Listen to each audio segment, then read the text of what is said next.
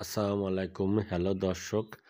আসলে আমরা যারা ডেয়ারি খামার করি, আমাদের এই বিষয়টা জানা অতি জরুরি।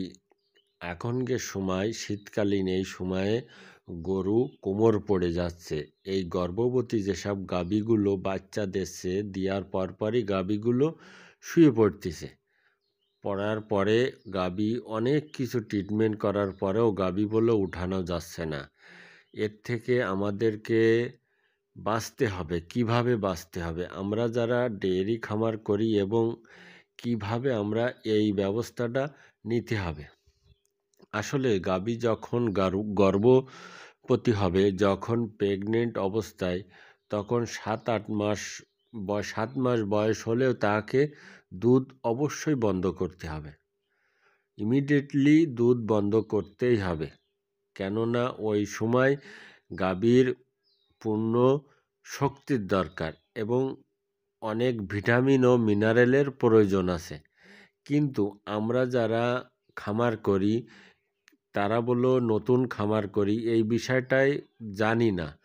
আমরা একটা গাভী কুড়াই করে নিয়ে আসলাম, কতটা বাচ্চা দিয়েছে ওই খামার যার কাছ থেকে কুড়াই করেছি তাও জানি না। ওকে ক্যালসিয়াম, মিনারেল বা আয়রন ট্যাবলেট খাওয়ানো হয়েছে কিনা এটাও জানি না। কিন্তু বাড়িতে যখন দেখবেন ৭-৮ মাস প্রেগনেন্ট, তখন অবশ্যই ওকে ক্যালসিয়াম, মিনারেল, তারপরে আপনার আয়রন ট্যাবলেট এসবগুলো খাওয়াতে হবে। এবং সাথে তো কাঁচা ঘাসের কোনো বিকল্প নেই। অনেকেই ৭-৮ মাস যখন গাভী প্রেগনেন্ট থাকে তখন শুধু শুকনো খড় দিয়ে থাকে। কী জন্যে? যে গাভীর অত এখন প্রেগনেন্ট আছে, অত খাবার দিয়ে কী লাভ? আসলে এটা আমরা ভুল করি। কেননা তখনই তার খাবারের প্রয়োজন বেশি থাকে।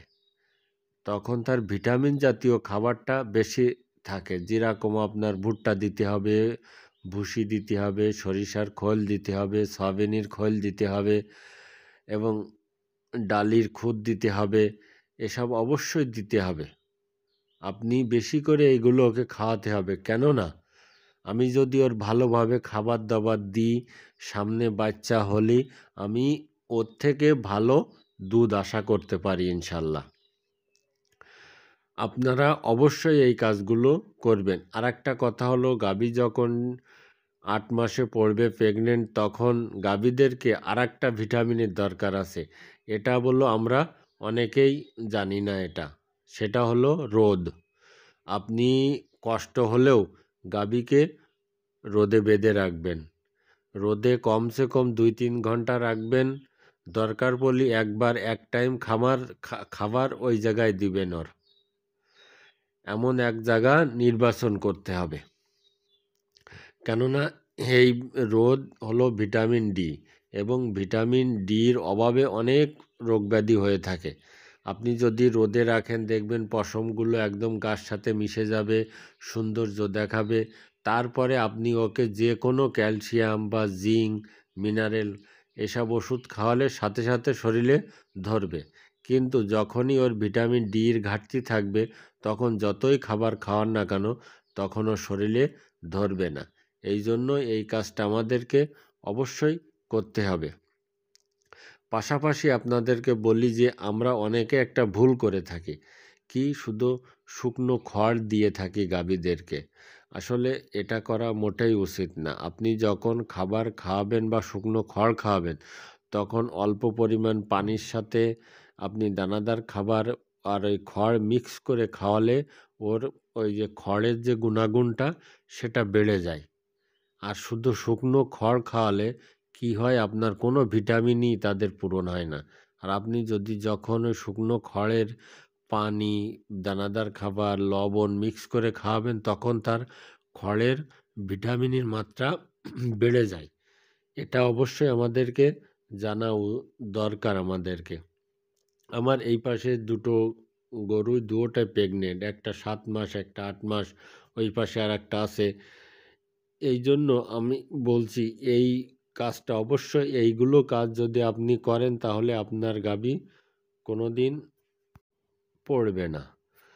কিন্তু আমরা যারা নতুন খামারি, এই বিষয়গুলো আমাদেরকে সেটুকানি ধারণা নেই। যদি আপনি কোনো ট্রেন্ডিং থাকে তাহলে সেই জায়গাতে আপনার কিছু না কিছু ধারণা অবশ্যই আসবে। এই জন্য বলবো, আপনি যখনই খামার করেন না কেন আপনাকে অবশ্যই কোনো খামারে যেয়ে আপনি ট্রেনিংও গ্রহণ করতে পারেন বা কোথাও উপজেলার থেকেও ট্রেনিং গ্রহণ করতে পারেন। এই কাজগুলো অবশ্যই করবেন। কারণ এই কাজগুলো অবশ্যই আমাদেরকে দরকার আছে, কেননা জানার কোনো শেষ নেই। আপনি যত জানবেন ততই আপনার জন্য উপকার। এসব কথাগুলো অবশ্যই আমাদেরকে জানতে হবে এবং জেনে শুনে আমাদেরকে খামার করার চিন্তাভাবনা করতে হবে। কারণ এত টাকার গাভী আমি ক্রয় করলাম, আমি কোনো কিছু জানি না কোনো বিষয়, তাহলে ক্ষতি তো আমারই হবে, আর কারোর তো এই সমস্যা দেখা দেবে না। এই জন্যই অবশ্যই এটি আমাদেরকে মানতে হবে। আমার এই ভিডিও ভালো লাগলে অবশ্যই সাবস্ক্রাইব করবেন।